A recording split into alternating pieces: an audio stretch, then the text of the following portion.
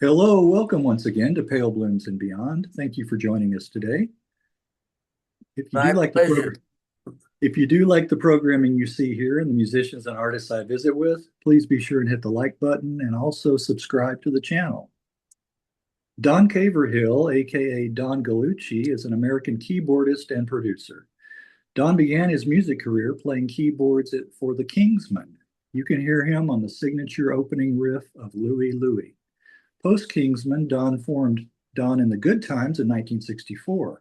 From 1964 to 1968, the band issued 3 albums and several singles.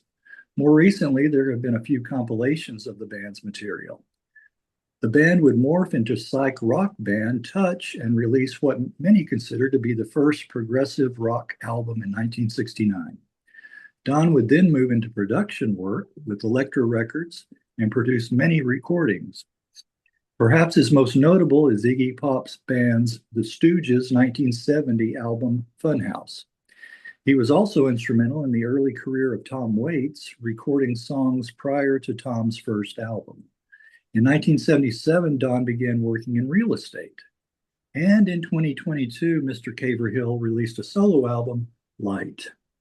Well, welcome, Don. Hello, how are you? I'm starting to, that sounds pretty good. I'm gonna get an IPO, I think, on myself. Are you? You know, a few guys I talk to when I do the intro, they say, well, that about says it all. Talk to you later. You know? And I'm like, wait, hold it, hold it. No. Well, take us back. Where were you born?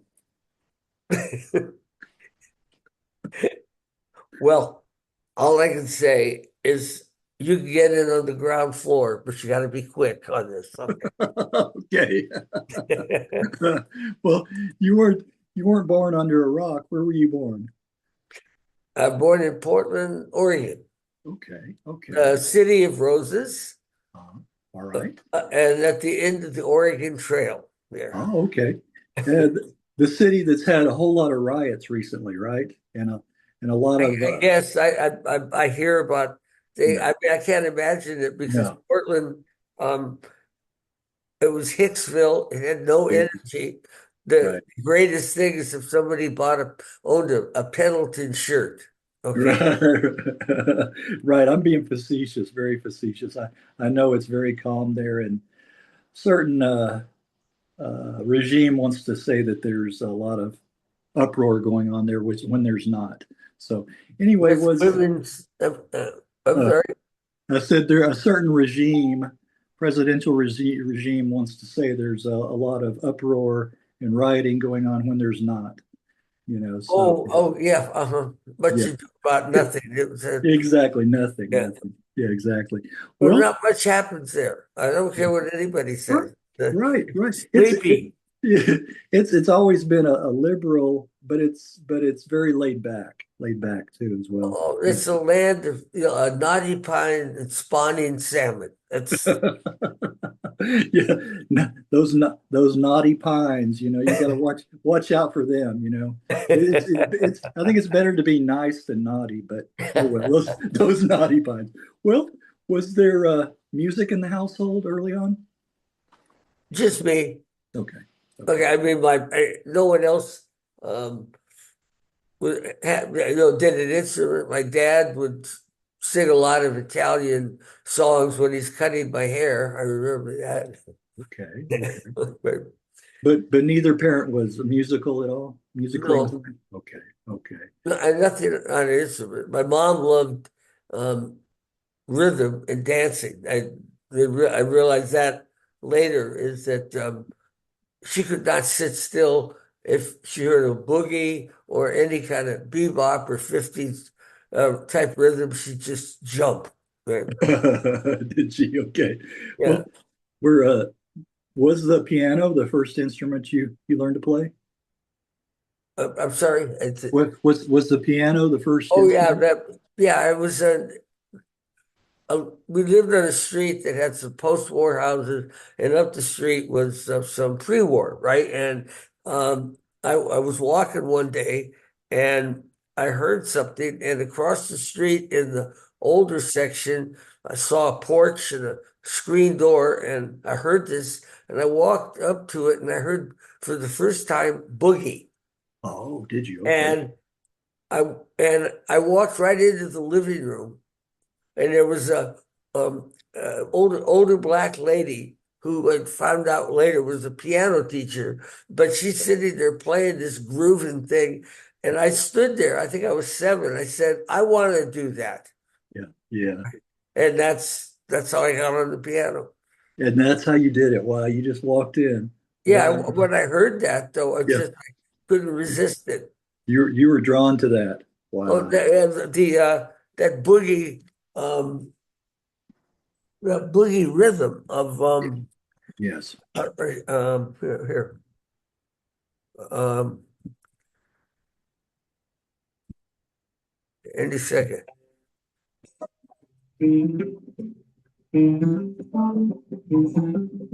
Oh, that's coming through. Yeah. Yeah. Yeah, okay, Exactly. yeah. It was just Yeah. See, that's what attracted you. That. Yeah. it was that simple, Yeah. Yeah. right? And so when I heard that though, I just, oh Yeah. yeah. It gets I realized later I'm a rhythm junkie, you know. it gets in your blood. It gets in your Oh yeah. bones.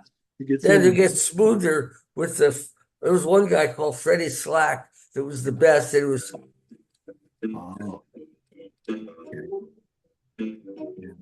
Oh, down the road a piece, you know, the Stones covered that later, and yeah. Jerry Yeah. Lee Lewis, and uh, I can't think of all the people. Oh, yeah, well, the Stones, Jerry Lee Lewis, and I think um, Goodness Gracious, Great Ball. Oh, Jerry Lee. Jerry Lee. I'm sorry. Jerry Lee. Yeah, well, I'm serious. Jerry Lee Lewis. Forgive me. Yeah.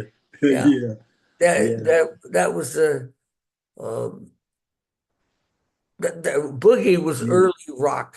Right. You Right. know, Right. when they Right. started doing what they call 8 beats, and Yeah. Yeah. That was the early. I don't know if you can hear that well enough, No, but no, it's not now. It's not coming through. There's a setting for Zoom, and I didn't know you were going to try and play, but you have to have this setting set up to play music. So oh, okay. it, I didn't know if it would yeah, leak into the yeah, mic or not. Okay. yeah, yeah. We've tried that before, and I found out the hard way that it. Yeah, so No cigar. Okay. no cigar for that. Well, can you remember one of the first 45s or albums that you got? Um, yeah, sure. Bill Haley, Rock Around the Clock. Ah, all right, all right. Right. And 1, 2, 3, 4, 4 o'clock, rock, five, Yeah, and then the other was uh, oh rock and roll music with I'm losing memory here. With just let me hear some about that rock and roll. roll music. Oh yeah, Chuck Berry. God. Yes, yes, Uh, yes. all right. That's all right. That's all Yeah, right. Chuck Berry, and then there was a Bill Black combo. Oh, Bill Black's combo. Yes, I Yeah, like that. doing Smokey, Yeah, and yeah, of course Honky Tonk with the I'm not actually I have to remember who was the band on Honky Tonk, but that I loved all those. Oh, And okay. in those days, you had you could actually hear instrumentals on Yeah, radio station. right. And they'd play instrumentals. I mean, no one would go near an instrumental today. No, no. I like a lot of that instrumental music from that time period. I really Oh, do. it's that. Oh, some of it really cooks, and It it's does. soulful. There's one a little later that's phenomenal, which is "You Can't Sit Down" by the Phil Church. Oh, okay. You know, Okay. I don't know if you remember it. It's got the killer trumpet and flugelhorn player with the doing Yeah, growls and distortion on a trumpet, if you can on imagine. the trumpet. Yeah, and the guy and the band is having so much fun. You can hear them yelling at each other, going, "Go, go! That's it! All right, man." Right, right. I like it when they kept all of those in the recordings, the talking and all that and yelling at each other. I like that. Yeah. Oh, that was so that was that was life. It was real, you Yes, know. it was. Yes, it I was. guess the other, if you I answer one other thing is, I had discovered the old '40s boogies from in my aunt's house. You know, I went up to the attic when everyone was visiting, and I found these old 78s, and I started 78. playing them. And there was a record called House of Blue Lights. If Okay. you ever heard, the Stones did that actually Oh, too. they did that too. Okay. Yeah, Okay. pick up a Wow. book to walk Yeah. on down to a knocked out shack on the edge of town, and you know, there's an 8-beat combo that just won't quit. And that Oh, no, great lyrics in those days. Anyway, and yeah. of course, Beat Me Daddy, 8 to the Bar. Oh, wait to the bar. That's another one. Yeah, Yeah, that's a great. not the one with the Andrews sisters, but the Will Bradley, Ray McKinley trio. They Oh, were like the coolest of the cool back then. oh, all right. Some of that early material. Yeah. That's it reminds me of my dad. He had his hi-fi and he used to stack his 78s, like three or Yeah, four on top of each other. One would drop down and play, and then another yeah, one would, right. It's the turntable. yeah, Yeah, yeah. they're so heavy. They're like a weapon. Right. Exactly. They were. They were. And I think dropping on top of each other, I don't think it did anything for the quality No, of the. no, no. That's what it was then. I mean, it was. Yeah. That's what they meant by cutting a record. Yeah. Because they literally, when you're recording, the grooves would get cut in the plastic Yeah. in the studio That's right. that That's right. before tape. Yes, before tape. Yeah. Yeah, That's right. Well, can you remember one of the first live concerts that you went to? my own. Oh, your own. Okay. Yeah, Okay. no, no, I was the kid. I was 15 when I Uh-huh. did Louie. Okay. You were young. That's right. You were still in high school. Oh, Yeah. barely. Yeah. Yeah. I Yeah. mean, my voice was still up there, and Yeah. my things hadn't dropped yet. Right. Right. Well, what were some other early musical influences for you? Um, I loved Chopin and I loved Debussy, Yeah. um, and of course Liszt as well. I liked and Billy Taylor on keyboard in the '50s, a uh, great composer. I loved it all. Yeah. Yeah. Yeah. What about in the music scene when you were in high school around Portland? Was there a music scene? No, Not really. Not really. oh no, gosh, no. Okay. No, Okay. the Kingsmen. I mean, the only place I played was a sock hop. Yeah. Yeah. Well, the band in high school was the Royal Notes, right? Right. Right. Well, how long were you in that band before you were poached by the Kingsmen?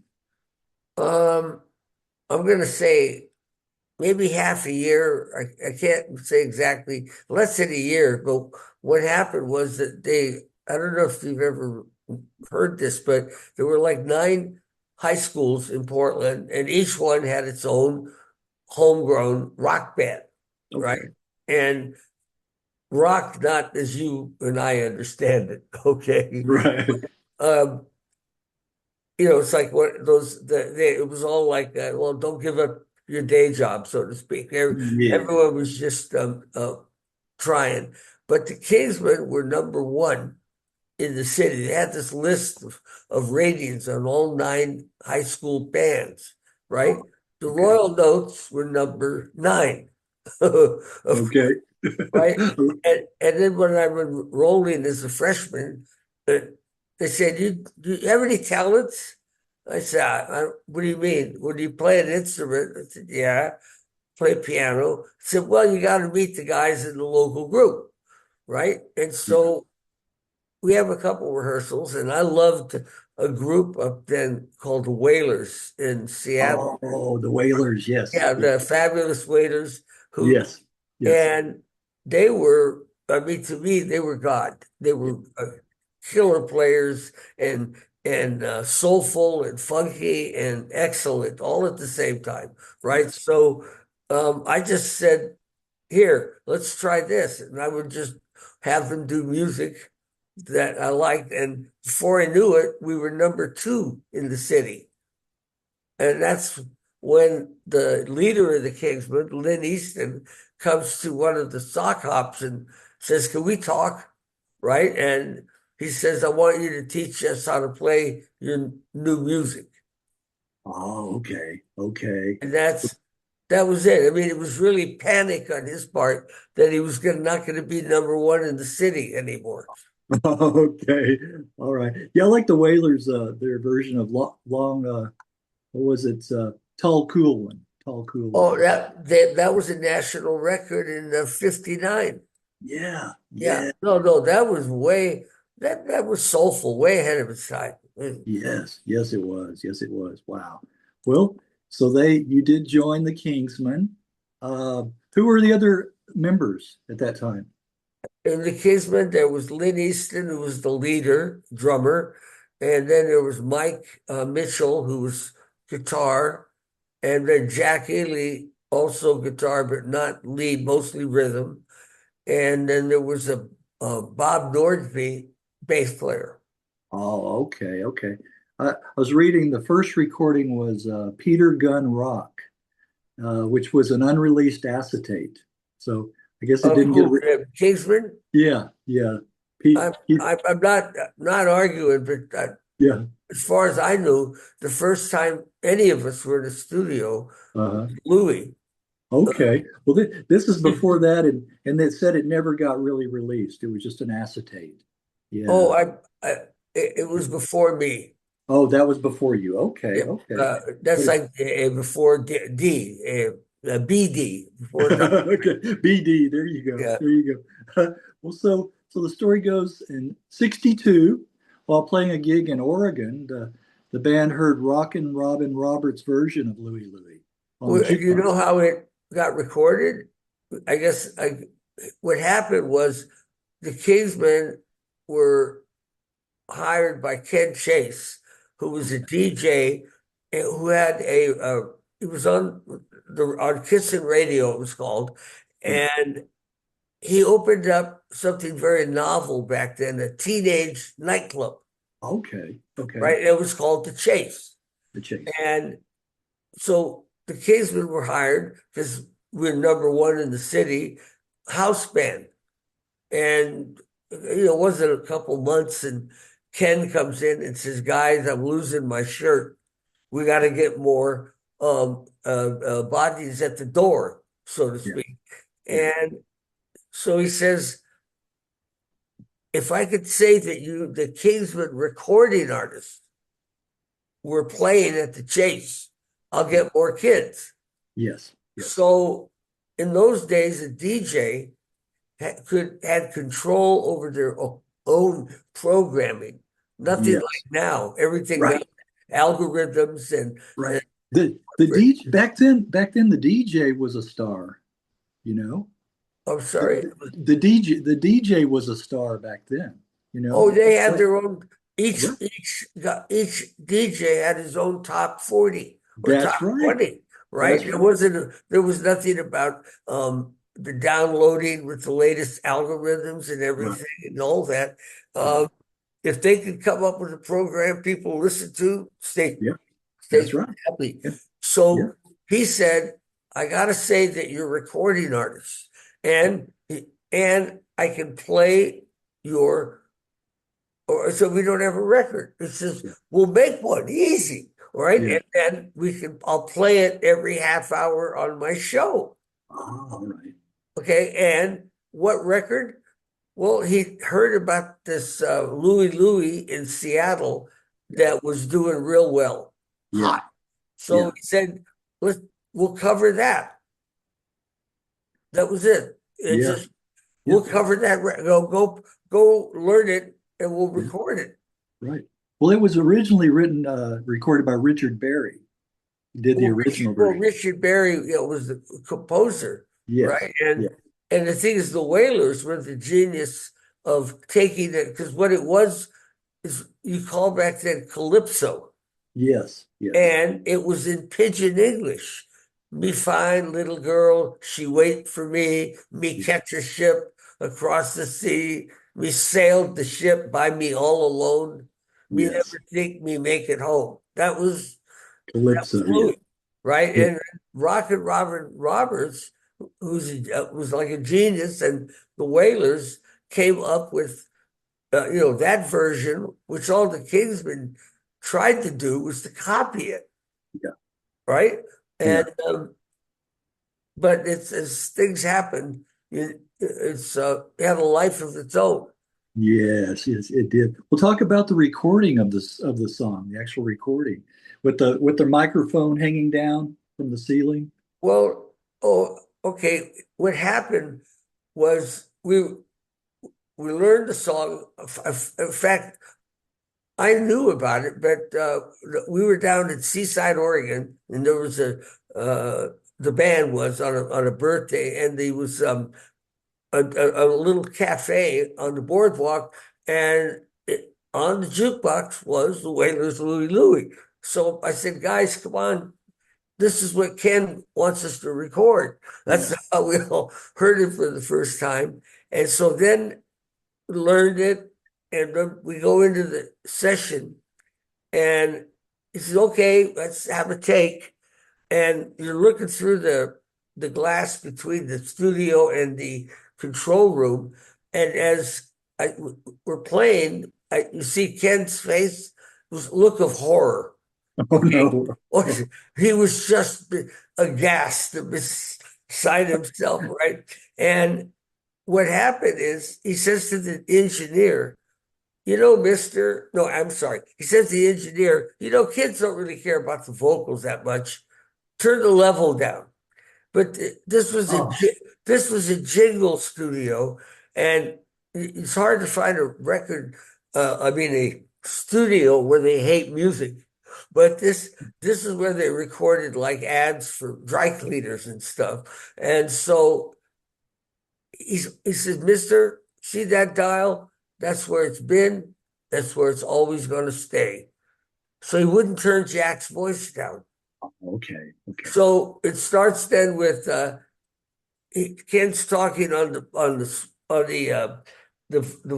mic into the studio. Says, Jack, you're a little light. You're crowding the mic. Back up Yeah. a little more, Yeah. a little more. How's this? How's this? A little more, right? And then he was almost inaudible. And then it said that's good. But the thing is, in each take, somehow Jack would end up rushing back to the mic. Oh, And it was odd because he had braces then, and he kept shocking himself, getting too close. So there's only so much money and so much time. And after Ken keeps waving no, no, he runs out, grabs a mic off the stand, and puts it on the end of a boom mic. okay. And Okay. then cranks it so it's all the way up in the ceiling and says Uh-huh. to Jack, here, stand here. Right. And so now Jack has got his head back like this, and you can imagine what that does to your voice. Oh, exactly. That's why he sounds like he's singing through a straw. Oh, right, right. And, It but does. what it also did is it broke all the rules of recording. No one records a rock band live with an Yeah. overhead mic, No, no, right? exactly. No. I mean, that's just one error after another. So is it okay to keep explaining this? Sure, yes, very interesting, very interesting. So what happens is he says, okay, come listen. I think that's a take. And we go to the control room, and what I heard was pure mush. There was none of the da da da da da da that would drive it, Yeah. right? And I was playing it low on my left hand, but the guys uh, on the guitar, we were supposed to be playing the da da da, nice and growly and stuff, but all they did was strum, Yeah. right? They read that, and I'm going, this is like we're doing Puff the Magic Dragon, right? So Right. what I did at that 1 second, I don't know if you can hear even this, but A little bit. you can A hear little. that, right? Yeah. Okay, that was on the spot before I was down low, Yeah. and because the guitars were supposed to. So when I did this, it cut. I said, "We got to have this. This is what drives the song." Right. And at which point, it was much stronger in the studio. And Lynn, the drummer, he's known for was known, nothing to say badly about people, but he was a dominant person. And so when he heard how strong I was and the way it cut, he started playing his ass off, much Oh. louder, banging. Uh-huh. You could hear it, all those fills and everything. Yeah. He Yeah. he just jumped in when he heard it strong like Okay. that. And Okay. so there it was, the off the on the spot, jacked head like this, and the band then just kind of, I mean, the guitars, it was like they were surprised by the push of it, and so they jumped in and just playing, right, whatever, and that's why there's this amazing free for all sound, I guess, that anytime I mean, to me, I was embarrassed. Okay, I love the way Whaler, and when I heard this, it just was like um, I don't even know how to describe it. It was abandoned, just Okay. Okay. that kind of thing. Because, well, okay, guys, let's go, and Yeah. jump in. But I realized much later in life there was something about what that captured that Yeah. is Yeah. iconic in the influence Right. of or way it feels. I mean, the Sonics, Louis, Yeah. Yes. The which is Sonic. just to me the best. I think that's Louie Louie. The Okay. Sonics did Yeah. it, and I play it for people who like, oh, we love Louie and all that. I say, nah, listen to this now, and you Yeah. know what? Yeah. Didn't touch them. Yeah. No, what they Right. remembered was that Animal House, whatever it was, Yes. type feel of Right. let's just party. Yeah. It's a great. Somehow it reached, if there's some kind of cosmic vortex Yeah. or It, for dumb teenage party, right. it came right through it. It Anytime you did. heard the music, It did. It's become the iconic party hit, consummate party hit. yeah, the ultimate party anthem. Yes, And it and had. and how it happened, just the way I described it, and the Right, right. sound and everything, completely. Um,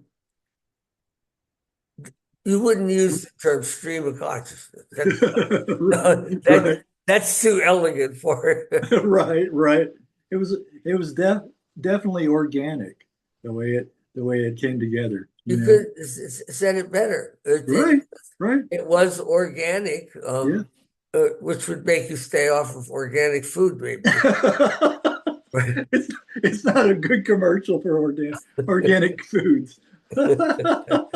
Well, it would go on to become a massive hit, even though it was banned on at least one occasion by the It governor. was it was in Indianapolis, as I remember. Right, the governor of Indiana. Yeah, Yeah, yeah, and yeah. I mean, and the FBI, all that, but all that did was get more Get more. re-release and that kind of thing. That's right. They don't realize that that's just gonna fuel the fire. When Oh, we they try. did, and it got all the way up the charts, back down, and then when they did that, it got a second life in that Right. period.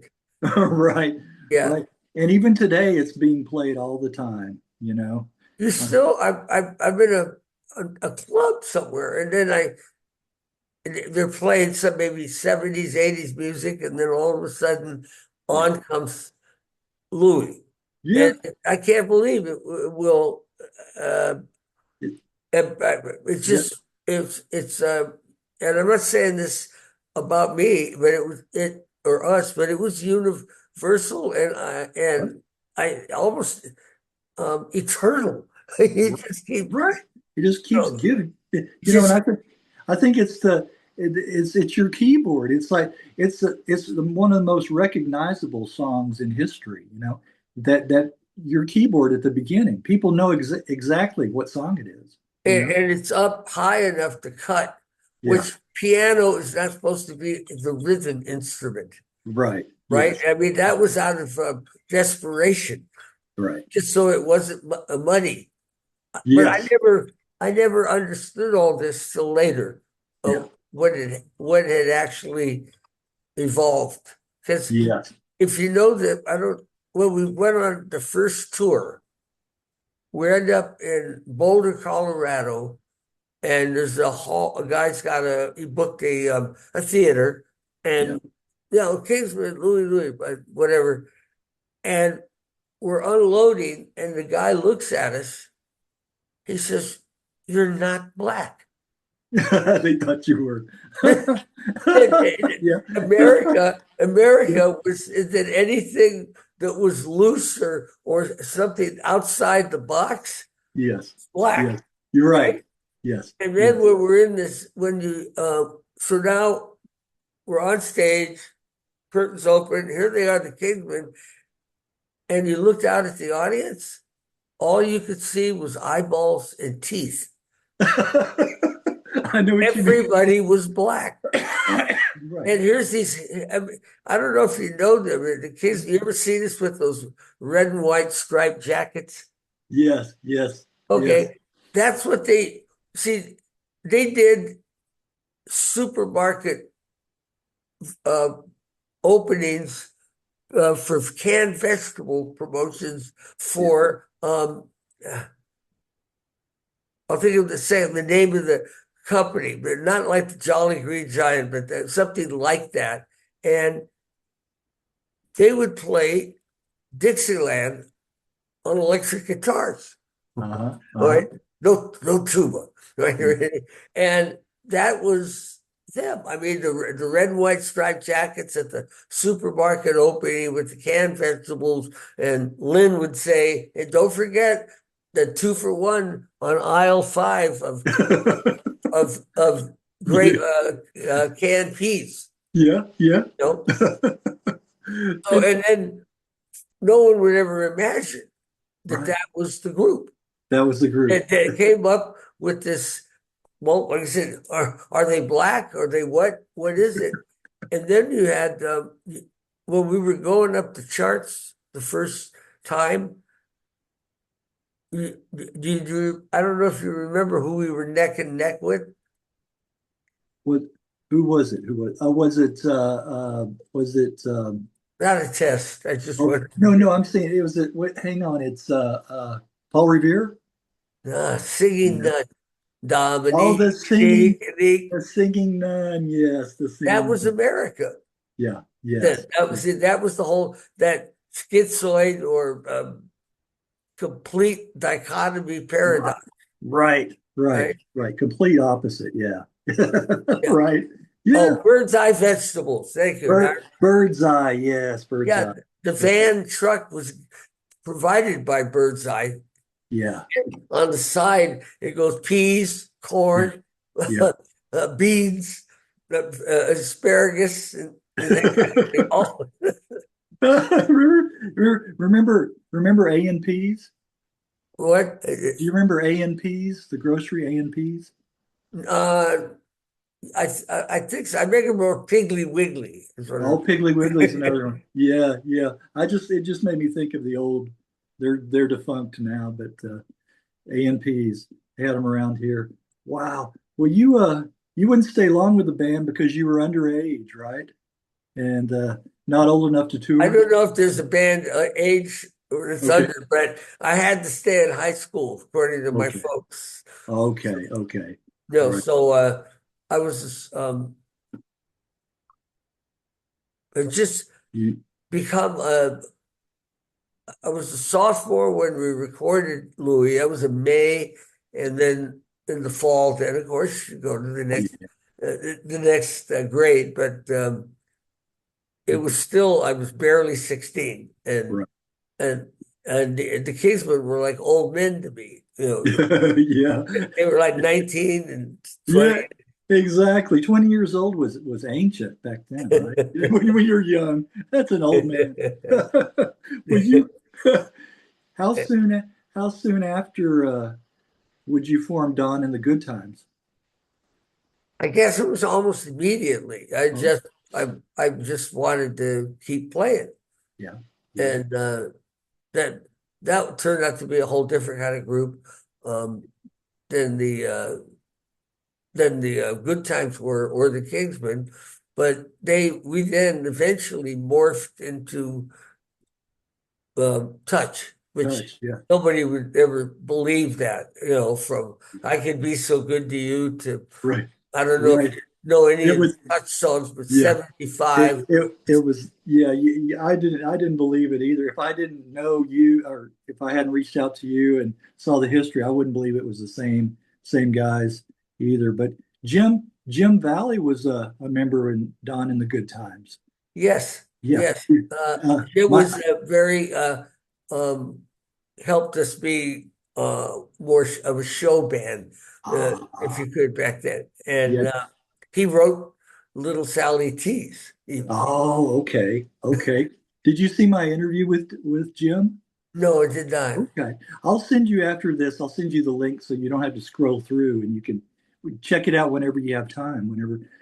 That was last year, July last year. Uh, in fact, the first album is entitled Harpo. That's his nickname. Uh, Is Jim, yeah, Harpo, yeah, sure. yeah. Oh, Jim Valley with Don in the Good Times. Yeah. yeah, we were the farm team for the Raiders guitar players, right? Okay. Okay. Right. They They were. So you were like AAA for. exactly, honest to God, they hired Jim, but the good thing about that was they were on Where the Action Is, Yeah. and Yeah. Jim was still like I don't want to say loyal, but supportive of the Good Times, and he told uh, the Action um, people about us, and we got to go down and do an audition, and then we ended up as regulars on the show. Right. Right. I was going to say you appeared on several TV shows. Yeah. Um, Not that well, I could think of one or two one time on live, but nothing Yeah. that you would Where, remember who where it the was. action is. Well, yeah, Where the Action Is was Yeah. Yeah. um that that was like ultimate teeny bop, Yeah. Yeah. right? And we're doing I Could Be So Good to You and that kind of thing. Right. And then all of a sudden, um, one pill makes you larger, another Uh, pill makes you, and all of a sudden the whole world changed. right. Right. The And we're psychedelic. and we're sitting there Yeah. doing really good Yeah. teeny bop stuff, right? Right. Right. And then of course comes Sergeant Pepper Yeah. and Jefferson, and then the Stones, Yeah. and then at that moment, I actually said to myself, "You want music that explores, you want music that goes outside the box. I'll show you." And that's what I did You Touch. you took them on. You took them. Well, before we go on to move on to that, I just want to say, "I Could Be So Good to You" was a number 56 pop hit. Great harmony laden, sunny West It was Coast. actually went to 20 Oh, it went to on 20. Okay. if either Cashbox or Billboard. It was top Okay. 20. Not trying to Okay. correct you, but No, no, that's all right. yeah, What the source I read just said 56, but great harmony laden, sunny West Coast sound on that song, though. a You know. complete accident. Yeah. Oh, was it? Okay. Well, the because of Where the Action Is, Yeah. They said, well, naturally, we should record a record with these guys because they've got exposure, Yeah. right? And Jack Nietzsche, if you know, Yes, I do. right? Uh-huh. And Yeah. Nietzsche was signed at Epic Records Yeah. to, record us, get a single if they could. And he had written, actually, I Could Be So Good to You.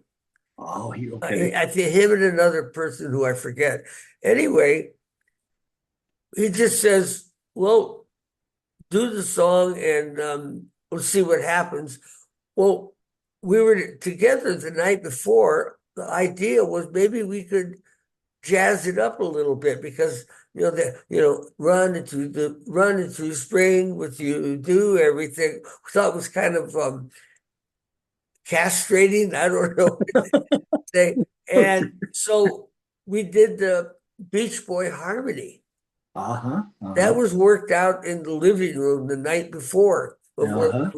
we're at. And Jack was real surprised that we'd arranged it, taken an arrangement and added something of color to it, right? Yeah. Yes. But I'm glad you liked the harmony because the band Yeah. never sounded like that or did that. That was Okay. just a moment. That was a moment. Yeah, I was going to say definitely Beach Boy sounding. Definitely on that one. Yeah, Jack Nietzsche, he produced some fine material, you know. Yes, yeah, Jack was a good, a real. I mean, he worked with Phil Spector. That's where he kind of. That's what I was going to say next. Yeah, both of those guys, right. He had a song, The Lonely Surfer, I think it was. Jack Nietzsche that was really good. His own his Really, own song. His own song, yeah. the lovely surfer. It sounds scary, but okay. It sounds The scary. lovely surfer, No, the the, lonely, the the lone, enlightened yeah, surfer, the the the lo- the lone, enigmatic surfer. I don't, wait a minute. yeah, the manic surfer. No, no, it's the lonely surfer. Yeah, The yeah, bipolar surfer. yeah, Okay. the bipolar, the psychotic surfer. Exactly. Oh, puts a whole new meaning behind surfing. Well, there's a lot of those that are surfing the internet. I guess you could call them, yeah, that. Right. Well, Well, I well, want to do bipolar Barbie though. yeah, bipolar Barbie. That's good. I like that. That's good. Don and the Good Times would morph into Touch. And I don't know if you probably don't know this musician, UK musician Ian Clark. I'm sure you never. I just had an interview with him recently. He was the drummer in the prog band Cressida, and he also played on Uriah Heep's "Look at Yourself" album. You're familiar with Uriah Heep? Yes. Okay, he played on their I, album.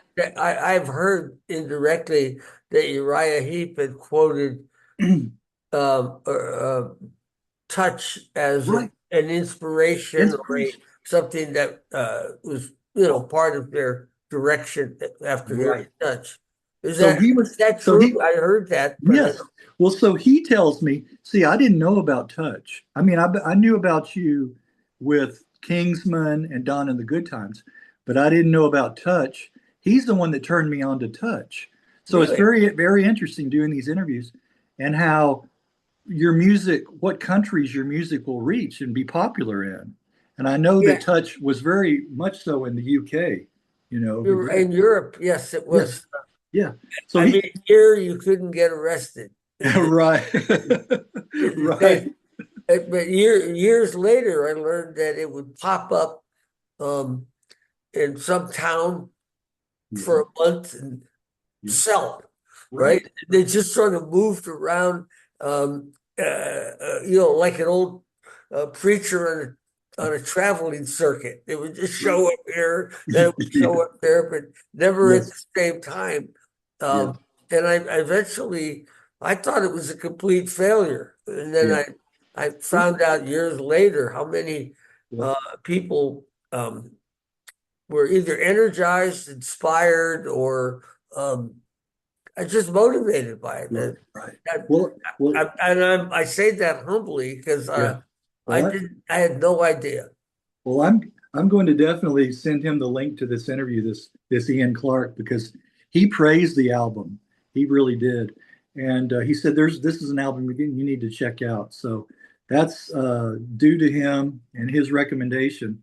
I listened to it, but at the recordings sessions, there were several rock luminaries were in attendance. I'm sorry. Were in attendance for the recording sessions. Well, that's an interesting story. We're at Sunset Sound, which was a very good studio in those days, and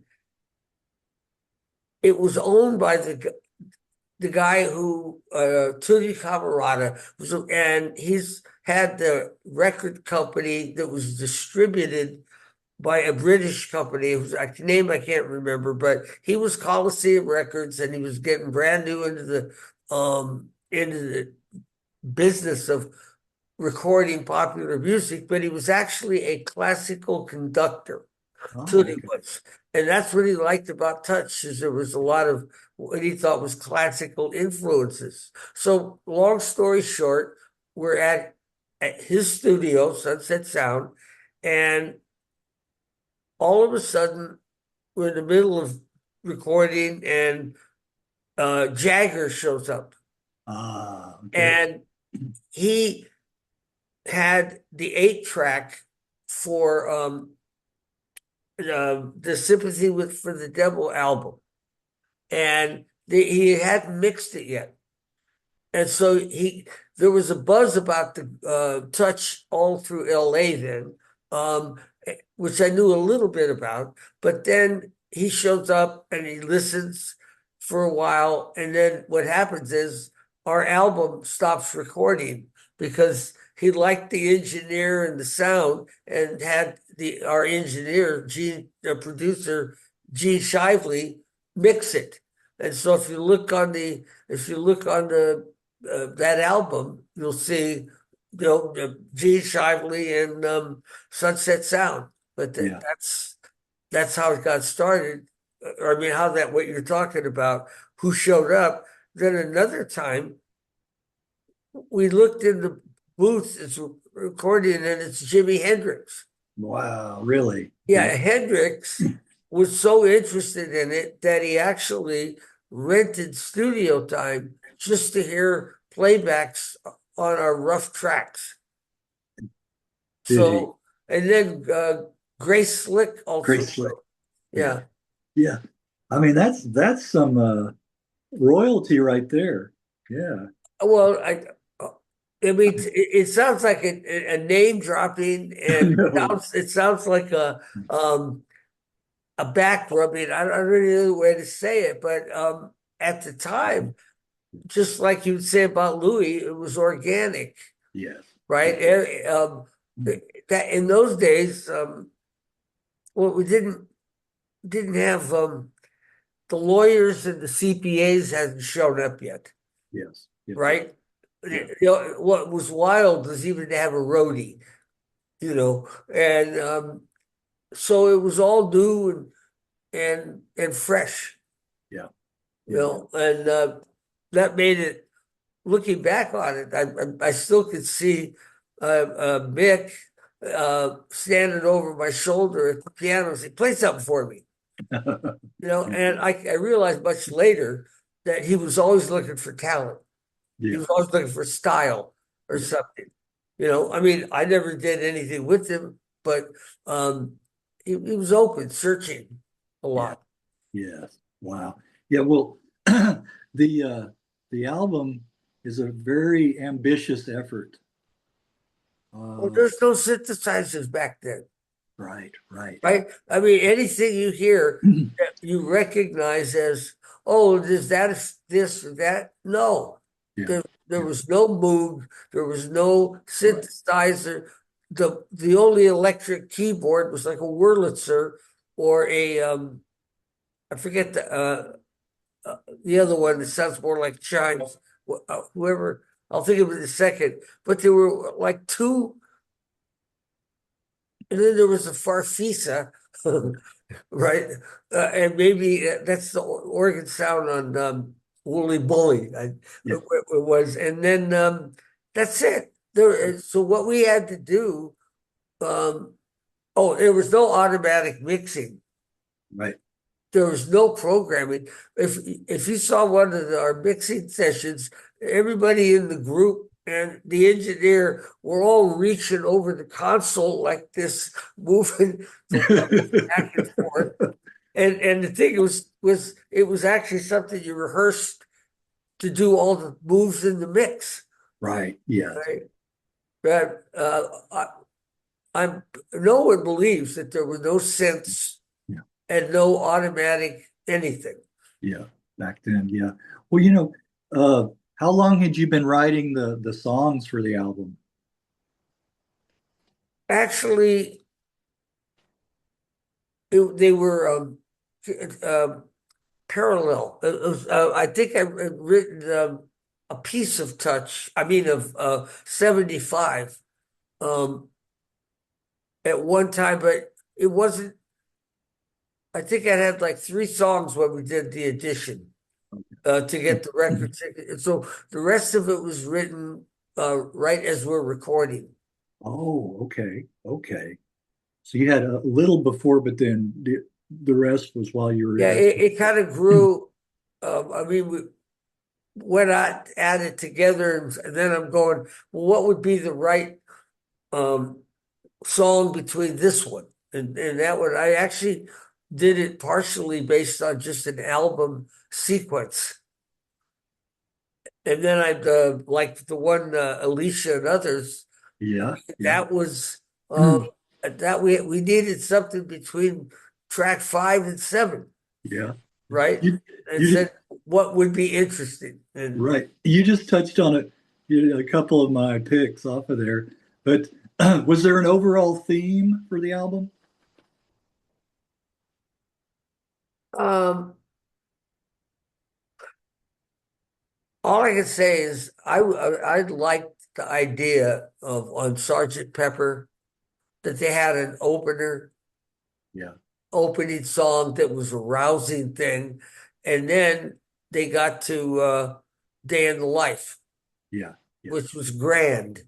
right? And to that extent, I thought that that was a good way to do an album, that it all ought to connect and flow, even from side to side. And that's what I have to say would be the just that as an influence of how how to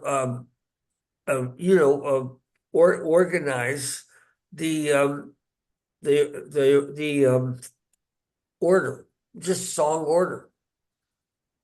What do you think has led to it becoming such a, influence, especially in Europe and the UK for other bands? What do you think the album, how has the album resonated? How do you feel with other musicians? Well, I heard that about Uriah Heep. I was told that Yes Oh, mentioned okay. it. I can't say 100%, but I've heard that. I also heard that um, Genesis Okay. had mentioned it, and even Pink Floyd. None of Oh, these, well, none of these I can say I know for sure. The yeah. only one was Kansas. Uh, Oh, okay. and I don't know if you know that story, with the guy with Kansas, but he was driving through the country, middle of America, like Kansas, and it's like 2 in the morning, and some DJ is playing, of all things, an FM 75. He couldn't drive and listen to it, and it was so taking him that he pulled over and just sat in the curb and listened. Yeah. And then his quote is, "The next day, I went out and bought 2 albums, one to play to death and the other to hold for posterity." Oh, wow. That was his quote. Wow. Wow. That's a nice tribute right there to the sound and the band and the Yeah, I music. also know I listened to 75 and I can't drive. There's something about it that Yeah. you leave the Yeah, earth, right. right? And- I was going to say they should have put a warning on the album. exactly. Do not drive while listening. You have to have proof of IQ to listen. Right. That's good.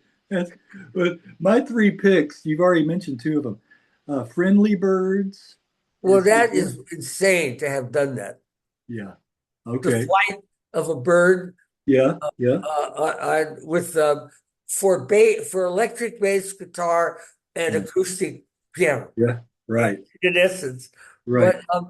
But that the Friendly Birds, the house we were staying at the time, called the Castle, and had the living room was so big. It had two grand pianos, one in each corner, and it barely filled it. The room was empty. But Yeah.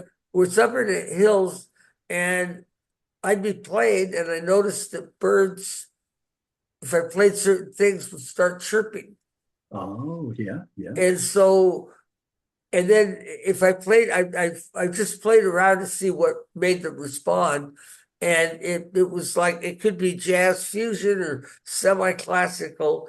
And from there I said, gee, I'm gonna do the flight of a bird. Talk about pretentious, right? But we did it, and I'm glad you like it. Yeah, I do. I do. I do. And the other two you've already mentioned, Alicia and Others. And Oh well, then, Alicia, the that Jeff Hawks, okay. he had he had been out on a date with I guess she was a Playboy model or a fold out or something like that, and she kept saying, "Have you ever seen a body like this? Have you ever seen Yeah. anyone so beautiful?" Yeah. Right? And meant it. And Yeah. so Jeff wrote those lyrics of That's of in essence I thought a very refined way of talking to bimbos. Right? yes. Okay. She is, and she breaks my train of thought without a warning. She's Yeah. telling me about the people that she knows. Well, Yeah. that's what you ran into then. And I never done a song like that, but I put the chords to it.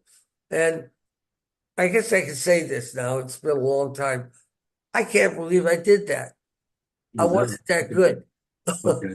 Well, on, on the chords I put yeah. together, but they endure, I think. That I was going to say it worked on the album. You fooled a lot of people that that you weren't good. You weren't that Thank you. good. Well, Yeah. I just didn't know those kinds of chord progressions Right. and structure.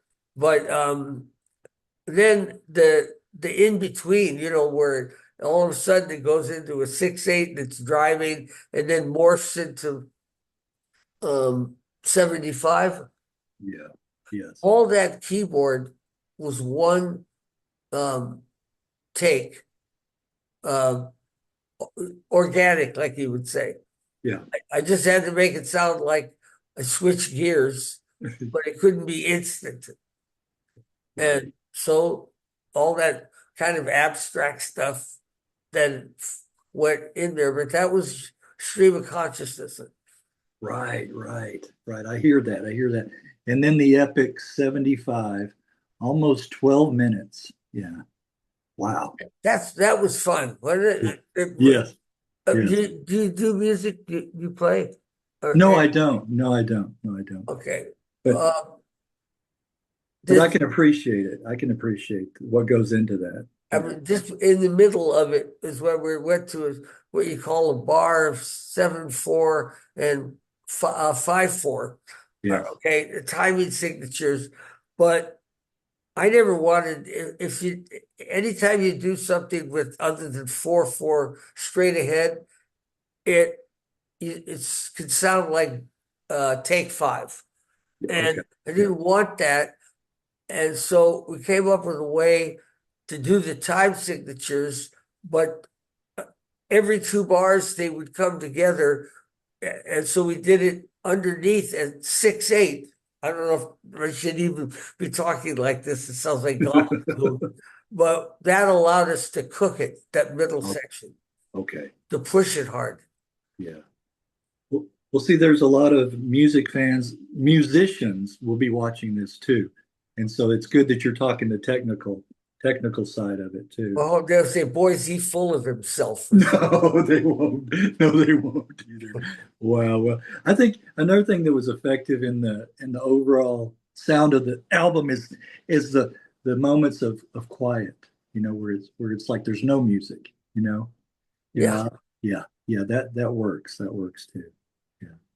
The if I could tell you one quick anecdote of what was I never really understood was many years later, in Beverly Hills, there was for a time a little club called the Vampire Room, and it's right across from the uh, hotel, the Four Seasons Hotel. Anyway, little thing, and I end up there one night, and the person I'm with is well, in this place you could barely move. I mean, turning around was a sexual act. It was so tight. Okay.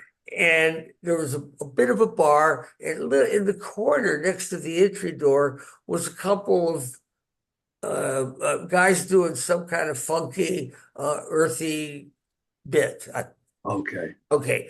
And all of a sudden, the person with says, which I, don't do this, goes, you know who he is?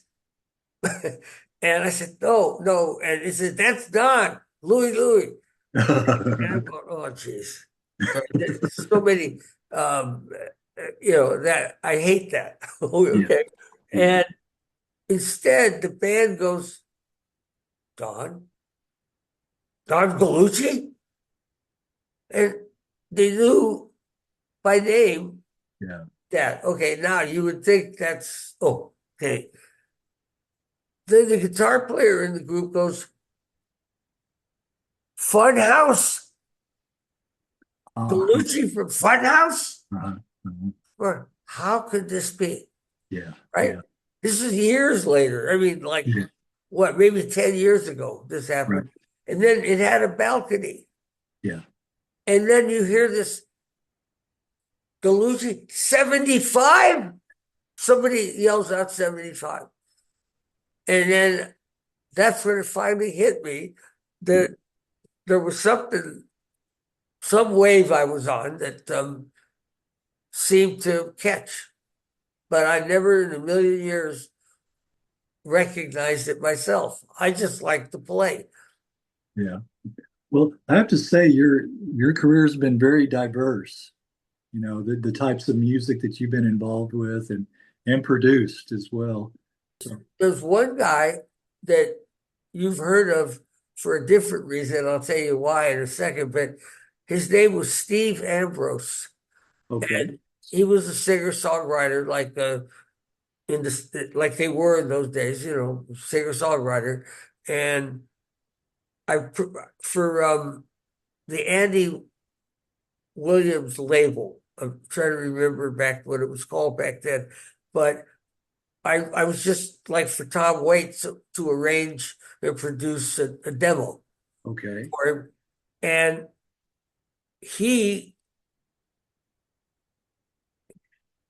you've heard about the thing with AC/DC with the guy's hearing coming back, and Yeah. Yeah. Yeah. Steve Ambrose is the one that has come up with all this stuff to help people who lost their hearing Oh, to okay. come back again.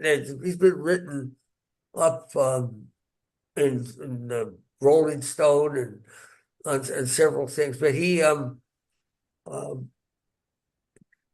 he was connected with so many different people that he's helped, like Diane from the Supremes and a number of different people, names I shouldn't say, who had hearing problems, and he's come up with some new device. But the reason I mentioned him is that's an album I did titled with Gypsy Moth. Okay. Gypsy Moth. Okay. Okay. Well, How did you become producer at Elektra?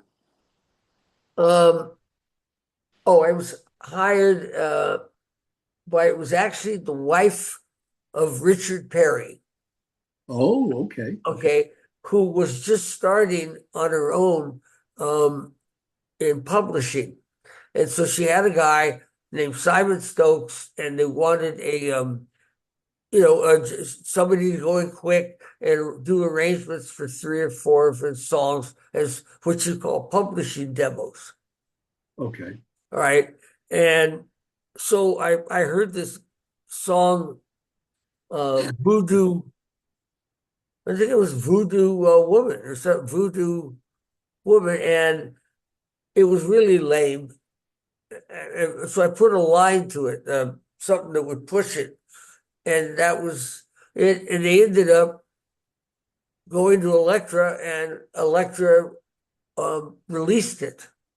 Oh, okay. Okay, and they were just building their West Coast studio and or the new office building, and so they had new management in or whatever, and because of that publishing demo that they actually released, I got hired. Oh, okay. I guess it was just it was I got to do some fun stuff there, like with Dorothy Morrison, um, and um, well, I hung out with I can't remember his last name, Paul, who's the Doors producer. It's Paul Rothschild. Yes, Paul Yes. Rothschild. Yeah. And then they hired the guy that became the A&R guy, West Coast, was Russ something, and Russ hired, of all people, Yeah. Lonnie Mack as the Oh, producer. okay. Okay, Lonnie was a cool guy, but you wouldn't say he was a record company kind of guy, Yeah. right? But he really wants some trivia in the thing with the Funhouse album. Yes. Talk about that. Yeah. Talk about that. There's one sound you're going to hear on the guitar, and it was Lonnie's. I got Lonnie the Lotus's amp that he used, which Okay. was an old Magnavox with an old style vibrato on it, right? And that's how that sound came about. But the thing with Funhouse was, if you want that, how that started. Yes. Yes, I do. Okay, I had just done the Krabby Appleton, as you had mentioned, and Yeah. Jack Holtzman, who was the president of Elektra, um, said, "There's a band I want you to hear that I just signed," and he said, "You got to come to New York, right?" And I think I'm 20. I don't know if I've been out of the block I grew up in. So I fly back to New York. And they said, now you're going to go to Greenwich Village and sit and play. So I get a cab to Greenwich Village, which I had no idea was what at the time. And it's a small place, little cafe tables with the lamps or candles with fishnet, that Yeah. kind Yeah. of thing.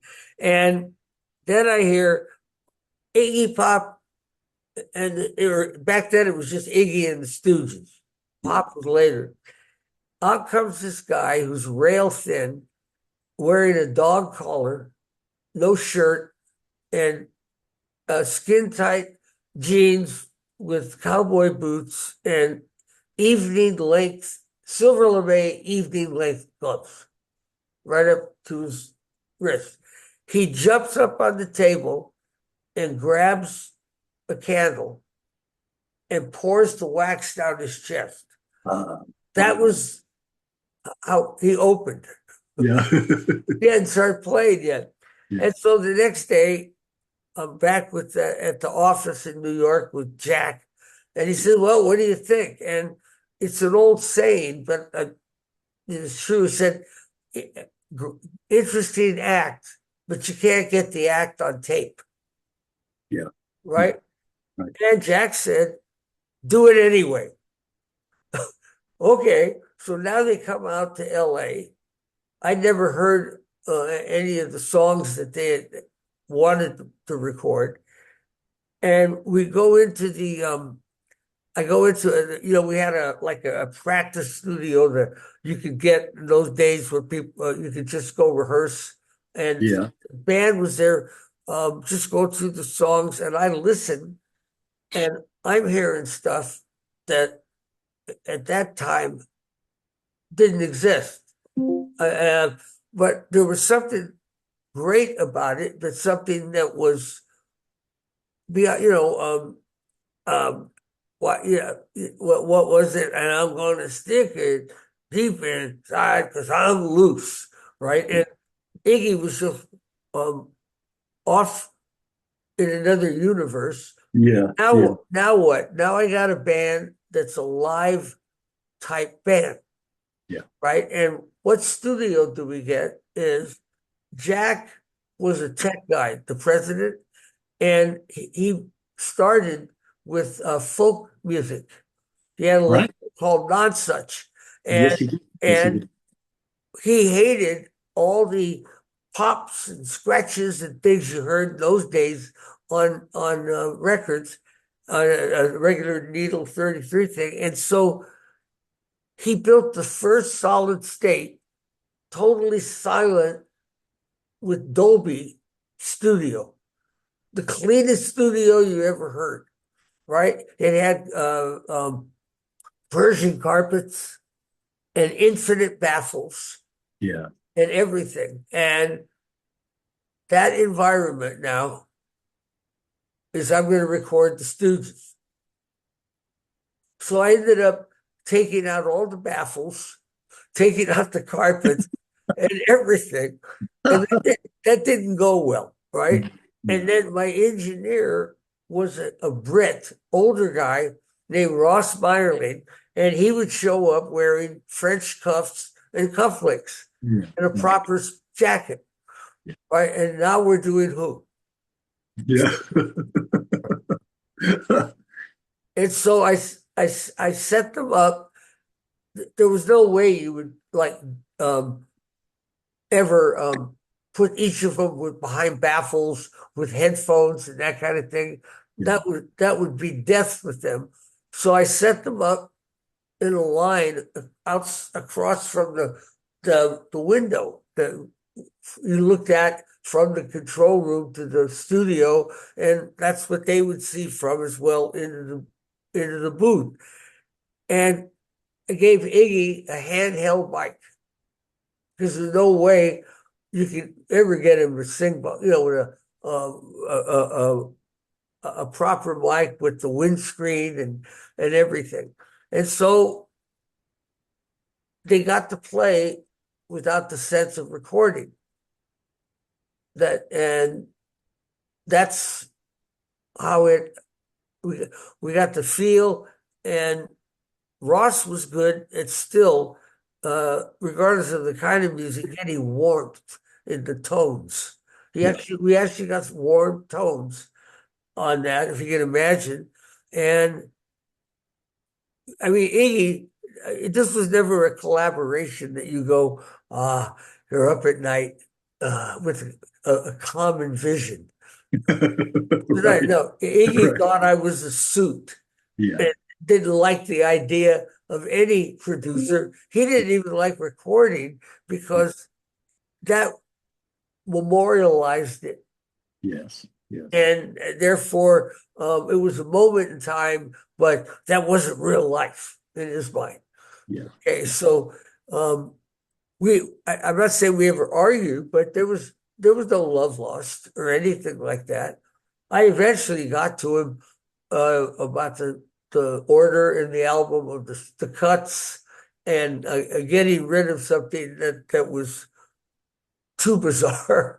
But in the end, the guy that was the really musician, not the showman, was Ron, the guitar player. Guitar player. Right. Yeah, he was an elegant player and somehow added a kind of a deep quality that matched the edginess of what Yeah. they were doing. Yes. So that when that was all done,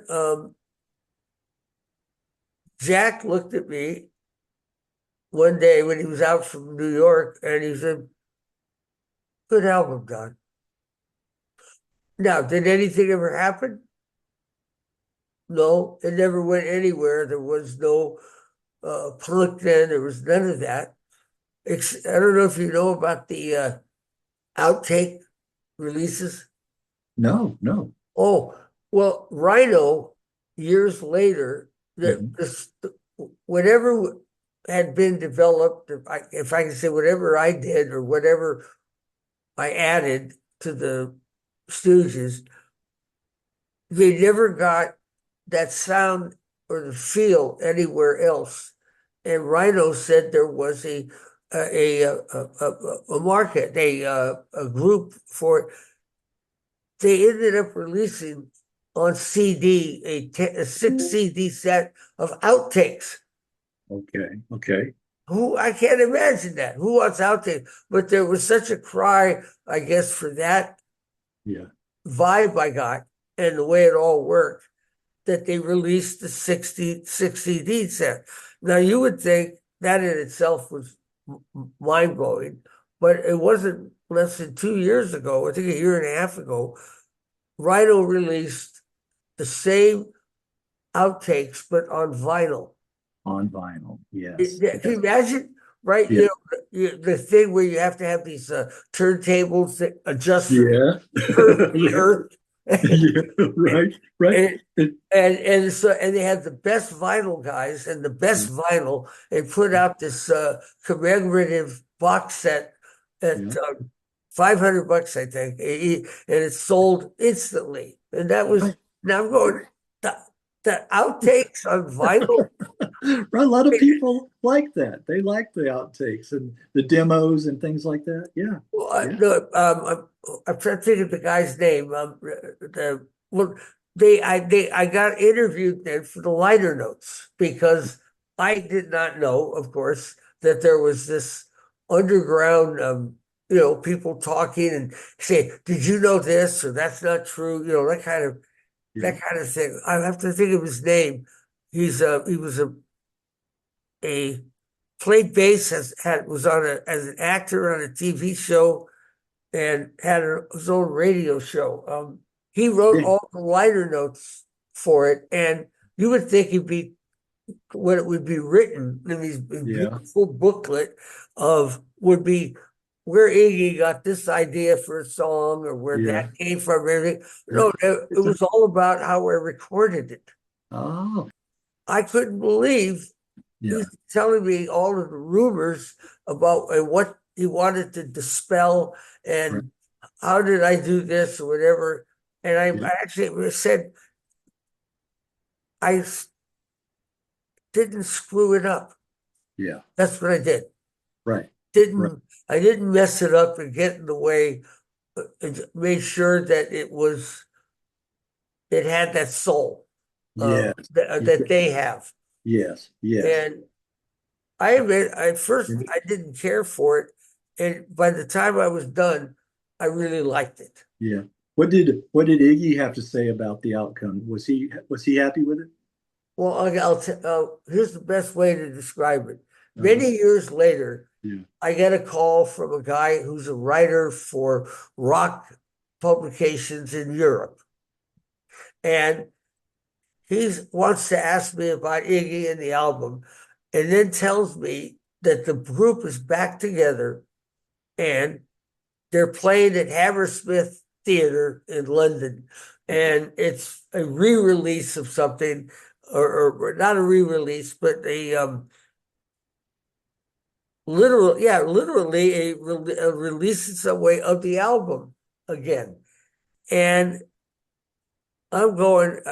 I was out of the business, and I know rock and roll. It's at the end of the day, it's chaotic and crazy. He says, "No, you got to come. You got to come. They really want it. Blah blah blah." So I said, "All I want is a decent seat, okay, and a ticket for my girl. That's it." No problem, man. It's all set, right? So anyway, we meet the guy at in London, and of course we go to the concert. No tickets at the window, and I'm going. I never wanted them free. I'm fine. I would have paid, right? But there's no ticket. So now this guy's running around going, we got to get, this is Don. This is Don. We got to get Don in. He produced this. And out of the shadows comes this giant Jamaican guy. And he's the guy, the writer's going, it's Don. He says, 50 quid, man. Wow, really? That's it. Yeah. It Really? was scalper. Yeah. So I bought the ticket.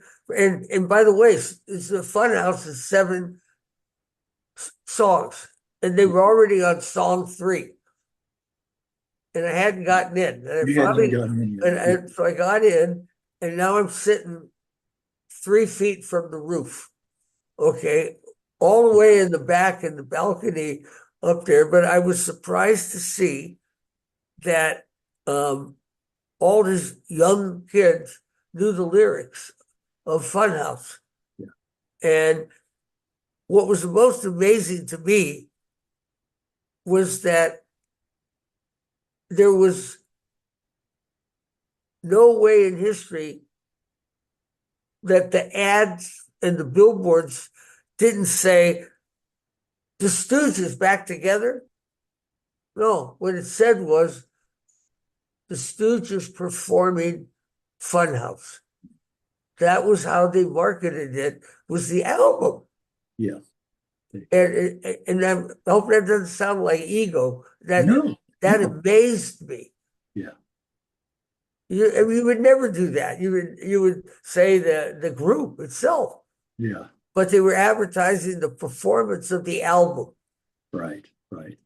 So I don't know how it happened. It's kind of like Louie, isn't it? It lives on. Well, it's iconic. It's an iconic album too. It is. I mean, it's like top 50 of all time, top this, all that. But right. I'd say it again. I didn't screw it up. Right. That's the best thing I did was I didn't get in the way. You didn't get in the way. Yeah. Well, I don't want to put producers. I mean, this is overstating it, but I not known like Phil Spector from the Wall of Sound, or put my thing on it, whatever that would be. I don't know. Yeah. Yeah. Well, it's carried on. It's traveled through the years, and that you got to feel proud about that you had a lot to do with it. Well, I guess like they say, it's the first punk album. Yes, that's right. And so what I have to accept, that I did the first garage rock album, first progressive album, and the first punk album. You were there at the first several. I'm waiting for sainthood. Right, that should be next, Don. Well, another band that I followed, Richard Twice. You were arranged. Yeah, that was in the 70s. I produced some arrangement. Yeah. That's right up my alley. That kind of sound, that Baroque pop psych, that kind of sound, right up my alley. Great arrangements on that one, and I especially like the addition of the strings on that. On the cellos. But that's a really, really fine album. Really fine album. I thought they were a UK band when I first heard the album, because it's got that really nice Baroque pop. And how was it with Iggy? Yes. Right? Well, now it's break time at the concert, and so the West Coast promotion type guy says, "You got to come back now. Come backstage and see the group and everything." So Iggy just stayed in his room and wouldn't even come out. Oh, wow. Okay. Right. Okay. Ron, though, the guitar player, was very cordial, a real gentleman. And so he acknowledged I existed. Okay. That's how it went with Iggy. I wish I could say different, but that was it wasn't about me. It was about the whole idea of somebody being, I guess, credited as much as the group. Okay, okay. Yeah. Yeah, and Ron passed away in 2009. Yeah, The he big was a cool guy. Uh, Yeah, I've heard good stories. Good story. Well, who was the band Timber, and how did you come to oh, produce? Timber, yeah, Timber. Yeah, Bring They were a America good Home. Yeah. they were a good set of writers. Okay. The guitar keyboard guy and the guitar guy.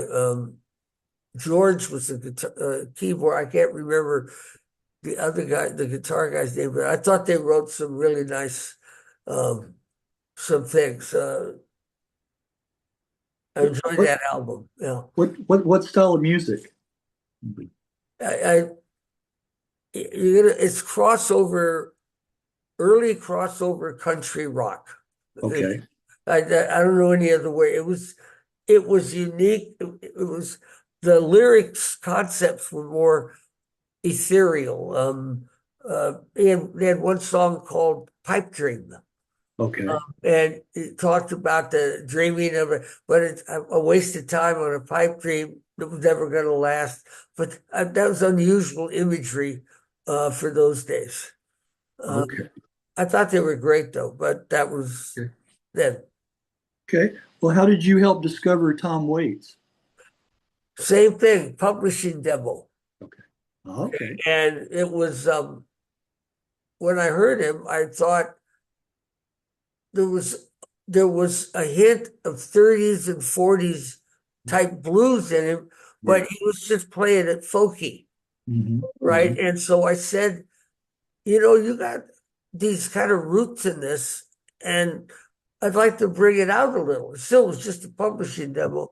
And I ended up getting, you remember when Linda Ronstadt went to the Heat Wave and those Yes. Yes. I got Right. that bass player and guitar player and drummer that backed her up on Heat Wave and the other one I'll think of. So we got to cook it up a little bit and make it a little funky. And Tom started going to that growly type voice. That Yeah. wasn't how he sang, but Yeah. it was. I could say I can't say I pushed him, but I directed it, and he fell into it. Um, and what happened was he um, he was with these two lawyers, the Coen brothers, not the film Not one, the filmmakers. and they did not have a good reputation, right? But when I heard it after we finished it, I was going, "This is perfect for Geffen. This is just would meet him what he likes that I knew about." And so I went to see him and gave him the tape. Okay. And he actually called back and said, "I'm interested. Oh. Who handles them?" And I said, "I got some bad news for you." It was the Coen brothers who he hated, but he ended up signing Tom. Oh, okay. Yeah, you recorded some of his early, arranged and produced some of his early recordings. Well, what happened is they actually, on the demo, the Coen brothers years later released it. Okay. And they got into a lawsuit Yeah. to stop it. And I had to testify and things like that about why it was recorded and who owned it and that kind of thing. But actually, whoever heard it liked it, but Yeah. a long time ago. Yeah. Well, that was you mentioned earlier Rhino Records, with Iggy, with the Stooges, Yes. the outtakes. Rhino would include some of those early Tom Waits on the early years compilation. Yeah. Well, it's the same kind of thing, buying a Yeah. catalog Yeah. from a different company. See if this jars your memory. How about Brothers Rainbow Rider album? Look at the first title song on Okay, on Brothers Rainbow Rider. Okay, let's see. The Edna. first Edna Scream. Do you remember Ed the Streams at all? No, no. Okay, well, the guitar player is the touch guitar player on the intro on it. Okay. Yeah, Okay. Joey Newman, who just passed away, by the way. Oh, okay. All right. That's let's see here. Oh, wow, wow. I'm just looking here real quick. Wow, Andrew Gold played on the album. Andrew Gold. Yeah, Yeah, yeah, yeah. yeah, Wow. and Kenny, I'm looking here he was too. at the Andrew and Kenny were there was with Linda. Oh, Kenny Edwards? Yes, Kenny Edwards. Okay. Okay, they played with that. Yeah, Andrew Gold, I remember his Lonely Boy. I remember that hit. That's what a song that is. Yeah, yeah, yeah. Okay, now we're found. Now we're found. All right. That's who played on Tom's demo, Okay. and I can't remember Kenny's girlfriend's wife's name, but she had a couple of Okay. songs that she sang some background. But Oh, um, those guys were, to me, the cool players back then. okay, okay. Well, briefly, how did you get involved in real estate? Um, well, it's creative, and the lady I was with for many years um, was a good designer, and so I mean, we were doing what everybody now would call flipping. Yeah, yeah, But it wasn't called that back then. I mean, it was just if you found something and you could shine it up a little bit. But that's how, and then I realized how much I loved architecture, and would always be looking at um, designs and that kind of thing. I don't know if you know about the um, sorry, the weekends, Daft Punk, Starboy, that video. yes, it was recorded in one of your houses. No, no, no. It was shot. It was Yeah. videoed. Well, yeah, that's what I meant. The video Oh, was shot. yeah, Yeah, that was yeah. that I did that with the architect, and that Right. Yeah. that was Yeah. actually it got literally over 2 billion Yeah. hits on Right. YouTube. Not million, billion. I can't even believe it. And they say that a lot of it was the visual. Yeah. Yeah. That's right. But I read that in your bio. Yeah. I like that with Daft Punk, that their influence on that song. I like that. Yeah. Yeah. Wow. Okay. Yeah. That's what I meant to say. The video was recorded there. The video. Yeah. Yeah. yeah, Yeah. Wow. and it was a dark video. I mean, it Yeah. was. I Yes. had to sleep with a cross on my chest. It was so. It was. you, you did. Okay. Yeah. Well, that's something else. People are watching this. If they know that song, that'll be something to remember too. Yeah, I'd be surprised. I did run into people that once they were in the house, they remembered it from the video, and I Yeah. guess the what you would say the feature details of about it stuck with their memory, I guess. Yes, it would. It Mm. would for a long time after that. Yes, it would. Yes, it would. It'd be hard to sleep in the house after after Yeah. that. Well, No, we needed, we needed the shaman to go in there. yeah, no, I was going to say Yeah, the Exorcist to step in. exactly. Uh, wow. Well, and then just what, 2022, you released your first solo album, Light. Um, well, right across the street from the vampire room, which Yeah. down the road in the corner of in Beverly Hills, a couple of blocks from there was a guy that had a champagne bar, and he was doing music on Saturday night, and it started to get a little bit bohemian, which is odd for a city like that. But dancers and opera and players of all kinds would show up and jam a little on the weekend. And they had a couple of guys that were not a house band, but just a were there to back up, keyboard and guitar. And I'm there one night, and they asked me to sit in, and I'm enthralled by the guitar guy. His name was Balaj. Turns out to be a recordist, and he liked me, and I liked him, and so we ended up in his dining area in his condo, recording the album. Oh, okay. But there's no the drums sound real. They Yeah. don't sound electric, but they're actually he plays them so that they are sound like a real drum set. And that's what we worked on, is getting something that was modern but didn't sound manufactured. Or I hope. I don't know if you've heard anything on it. No, I haven't. No, I haven't. So, but you were happy with the way it turned out, though? Do me a favor. Yeah. You tell me. Okay. I had fun with it. Like I did something that nobody believed, which is I did a rework on a Stones song. Oh, all I right. rewrote actually new lyrics, same storyline on 19th Nervous Breakdown. Oh, you did. Okay. And that's on that album. Yeah. And Okay. also on Marvin Gaye's Peculiar, Ain't That Yeah. Peculiar. I did totally different. I love the original Ain't That Peculiar, but I did a rework on that.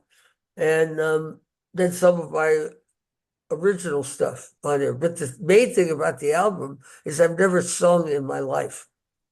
Okay. And I sang. You And sang on that one. Okay. I Balaj, the recordist, I was just laying down a reference vocal. Excuse me. Sorry. Bless you. We had to, I was going to find a singer. And Balaj said, no, you could sing. It's honest. I said, no, you're lying to me. I said, anybody that hears this is going to get a lawyer and a bunch of advocates, you know. And but I tested it. I went out and played it just on a cell phone for people just to say, is the voice killing you or whatever? And it turned out that it was okay. So I actually sang for the first time in my 70s, funky stuff. And so you tell me if you Okay. think it works. I'll listen to it then. After this, I'll listen to it and let you know. Let you know. All right. Well, any plans to record or any more material? Any new material? I'm actually working right now. I'm working on, this is going to sound so pretentious. Okay. There's several people that have been talking about making a film about me in combination with Louie. Oh, okay. All So right. we're working on a couple of scripts. Okay. Oh, that sounds good though. I mean, that sounds Well, promising. It does. It does. well, the story of, I mean, you know the end story of how Louie got started Yeah. in uh became known Yeah. about the DJ in Yeah. Boston Yeah. and about the worst record ever made list. Yeah. Okay, well, that was the thing with Louis. It had a life of its own. It left home Yes. Yes, it did. unaided, alone, and ended up going all that way. So Sure. I'm having fun with the script, Yeah. actually. That sounds like a lot of fun. Yeah, definitely. Is it are there any is it in the works right now? Anything going on, or is it just in the planning? Well, yes, I'm just to get us. You see, if we were the Four Seasons, then we'd have a catalog of songs Yeah. for the movie, right? But Yeah. Louis is a one-off. It's really it's about a record. It's not even the song Louis. It's Yeah. the record Louis, Right. right? And that recording is the thing. And so it's hard to make a movie about a recording. Yeah. Yeah. And so it had to find a way to work in some of the other stuff, but deal with the essence of Louie. Well, the thing of what I have on the cover of this is it says it all to me.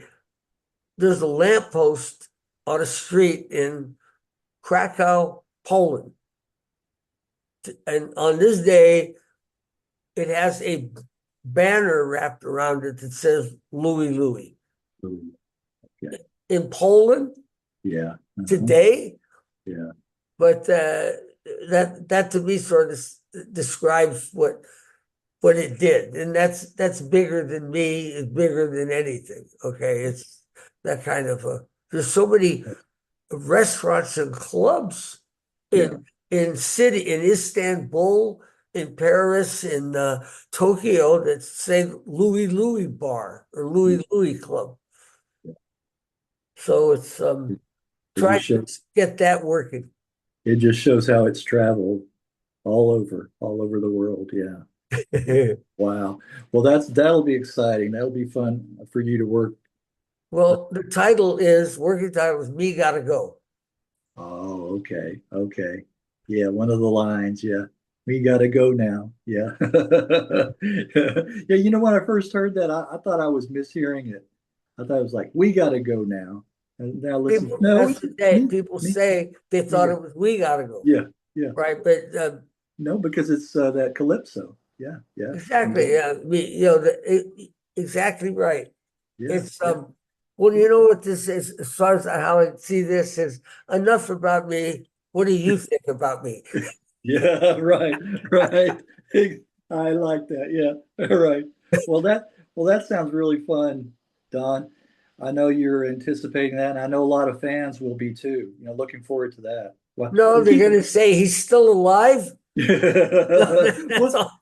well, you know what? I have to tell you this. One guy, when I told him I was going to talk to a guy who played in the Kingsmen, and he looked at me like with his eyes bugged out. He's like, "Really? They're still around?" And Did I they was like, find him in the Great Pyramid in Paul?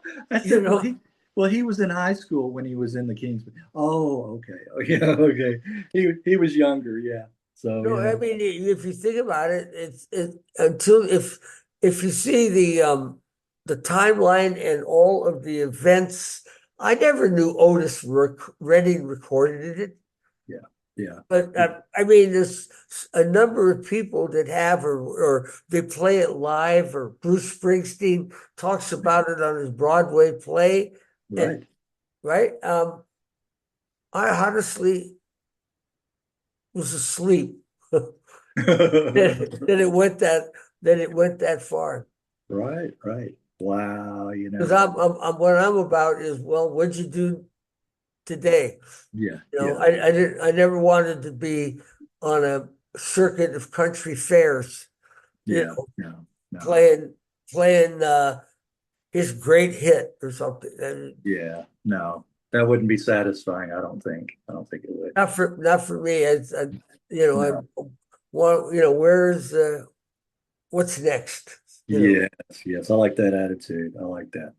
Okay, Don, well, I want to thank you again for your time and for going back in that time machine with me. That's the way I like to look at it.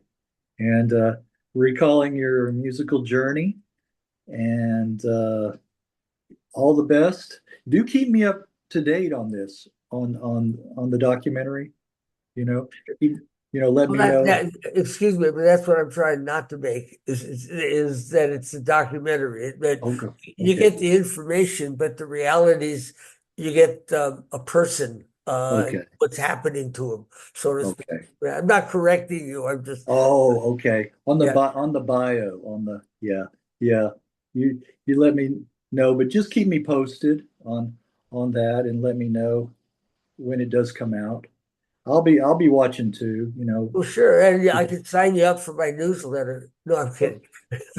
No, Okay, it's okay. only $5 a month. No, Oh, is that right? Okay, wow. Okay. All right. Well, again, I appreciate it, and I want to say all the best to you. And I will send you a copy of this probably this time next week. this time next week. And thank you for understanding that I'm paid by the word. Okay. Okay. Hey, you did. No, You did. I talk too much, but thank you No, for you don't. No, letting you me don't. ramble. I That's appreciate it. that's what it's about. That's what I want you to tell your story. You did read the fine print in the contract. Right. There's Right, all Don. kinds of stuff in there, and be sure don't travel alone at night. Don't, Yeah. Oh, yeah. yeah. I'll remember For those me, I words. mean, I'll remember those words. All uh, right. All right, Don. Well, you make sure and tone down those protests out there, okay? You know I'm, the I'm sorry, I didn't. you be sure and tone down the protests in Portland, okay? You know, make sure It's they don't. number one on my list. Okay, Okay. it really it matters very much. Yeah, I know it. Okay. All right. Well, stay in touch, and I will I too. will. I will. I'll let you know how it's going and All see. right. It's fun though to do something I've never done, and Yeah. I mean, it's so far it's not a cure for insomnia. Okay, Yeah. it's not bad, Yeah. but we'll see. Maybe it helps a little. Yeah. Okay. All right. All Well, right. thank you so much. I really appreciate Okay. the opportunity. Okay. You're very welcome, Don. And I'll say bye-bye for now, but not forever, okay? Likewise, thank you so much. Have a good one.